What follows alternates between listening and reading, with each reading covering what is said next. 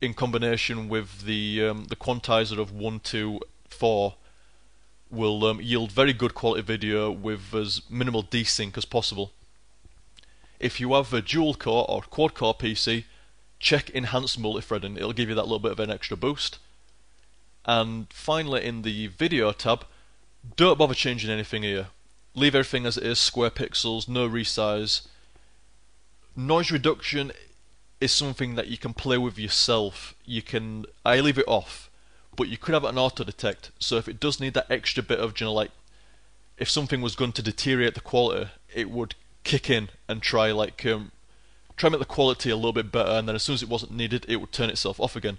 So auto detect isn't such a bad option to have on, but once again, it's entirely down to your preference. Feel free to experiment.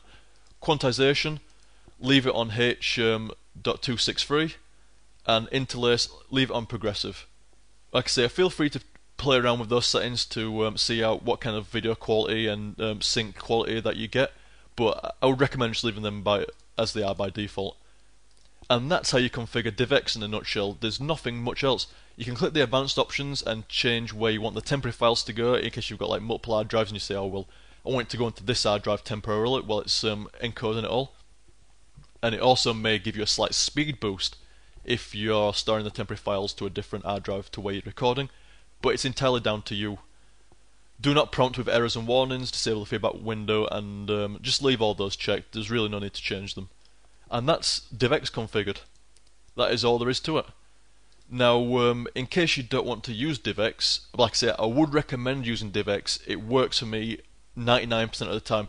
Very rarely do I encounter a program or an emulator or a video that I cannot record perfectly using those settings with Divx. But just in case you don't want to buy Divx or you can't find a good version of it, then Xvid is also doable as well. It tends to spaz out a little bit more sometimes with certain stuff, such as emulators, but it still does as good a job as what Divx does when it works fine. And like I said, depending on your PC and your setup, sometimes it may work better for you, so I'll go for auto-configure Xvid as well. Now the first thing I'm going to do, once again, is put the profile level onto unrestricted. Click more, and leave all the options alone there. It's same as before, H.263, etc. Just leave them all alone. Encoding type, now leave it on single pass. The more passes you have, the better quality the video will be, but you don't need to mess around with that. Just leave it as single pass.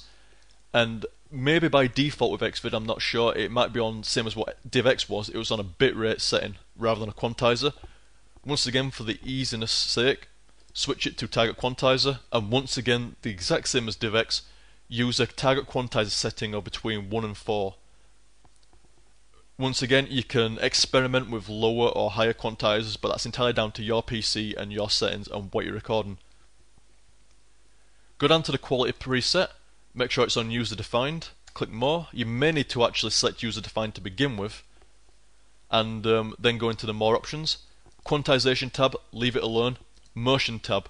Now, this is why I recommend Divx, because Xvid is slightly more difficult to set up than what Divx is. Make sure that turbo's checked, and you can uncheck chroma motion if you wish. This is where experimentation is going to come in. You need to experiment with Xvid to see what settings are good for you. Feel free to turn VHQ mode off, and you can also turn motion search precision off, but it may deteriorate the quality of your video quite wildly, and you will need to experiment with what works and what doesn't. If you wanted a base setting to work off and then change and try to find the right setting with the right quality, I'd recommend having all these off, turbo checked, VHQ mode on off, or the very most mode decision, and having the motion search precision.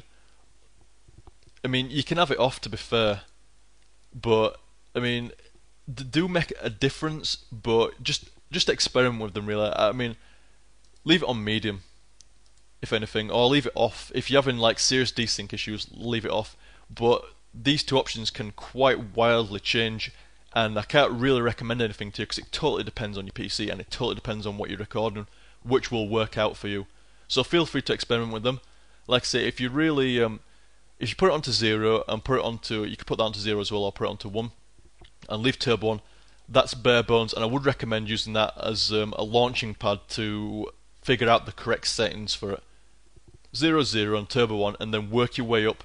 VHQ mode, you probably won't really need to change much above 1, and motion search precision depends on how powerful your PC and how well it can work while recording. So goes up as far as you can, basically, without it going too desynced. Click OK. Other options, make sure that disable encoding status is not checked. If you have it checked and then you start to record with Hypercam, then you'll get like an Xvid encoding status box pop up, which you don't really want. It's not needed. Decoder, leave it all as it is. If for some reason you're recording a really dark game, whatever like that, feel free to bump the brightness up and down. Common, leave it as it is.